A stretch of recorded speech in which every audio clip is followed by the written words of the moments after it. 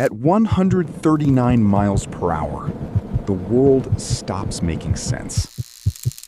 Not because everything blurs, not because the sirens sound different. It's because your brain has already begun to betray you. And the terrifying part? You can't feel it happening. Today, we're going inside the human body during a chase. Hour by hour, system by system. Because what happens to your body is not what you think. Police chases happen thousands of times every year. Most drivers involved are not career criminals. Many aren't even under the influence. What they are is physically compromised. Often within the first 60 seconds, your stress system was built for a simpler world. A predator 50 yards away, not a 45-minute chase with helicopters overhead. Push that system past its limits, and your body begins working against you. What triggers it?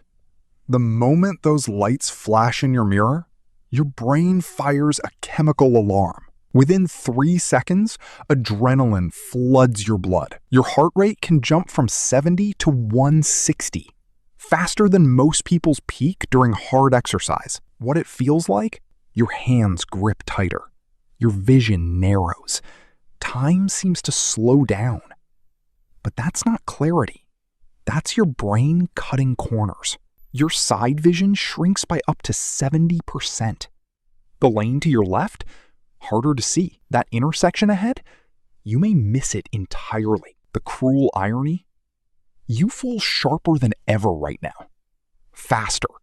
More alive. But your hand control is already breaking down. The fine muscle skill you need at 100 miles per hour is leaving your fingers right now. The second chemical hits.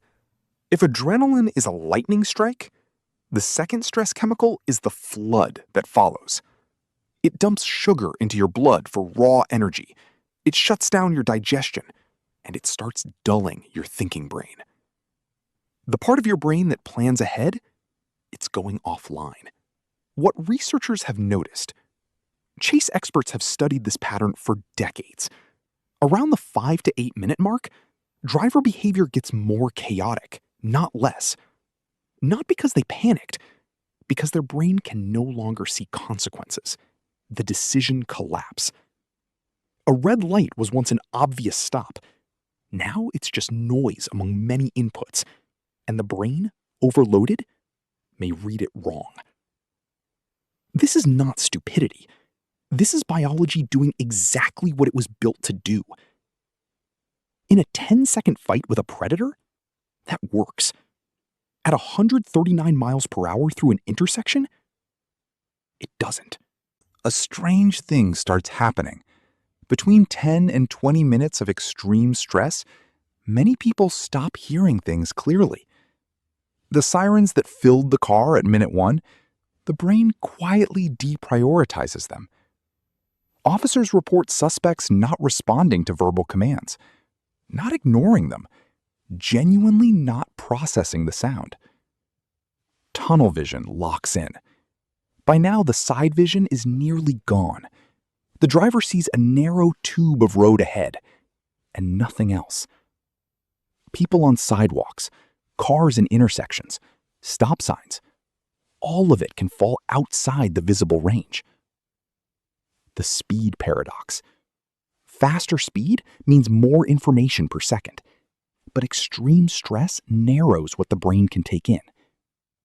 The driver at 139 miles per hour has less usable information than at 45.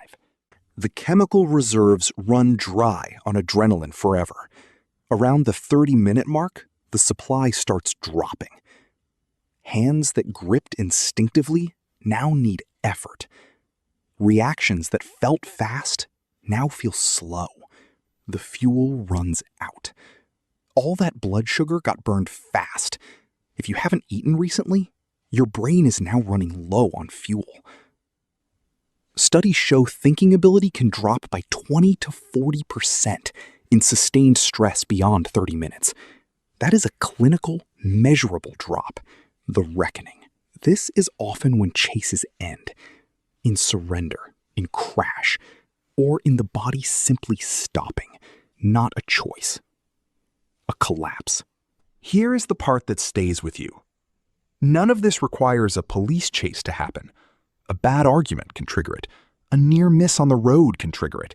A confrontation at work can trigger it.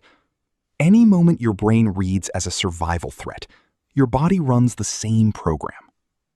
The practical lesson. Knowing what your body does under stress is power. Your tunnel vision is not a character flaw. Your poor decisions under pressure are not stupidity.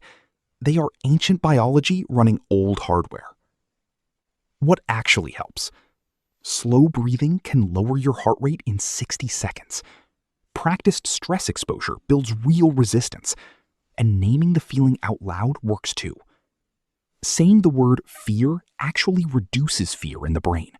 Research has confirmed this repeatedly. Your body is trying to save you. It just sometimes needs a translator. If this changed how you see stress and decision-making, that is exactly what this channel is for. We don't cover these stories to shock you.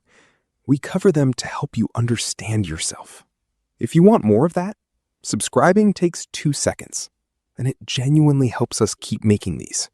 Some of the bravest people alive are also among the most at risk. That one will change how you see them.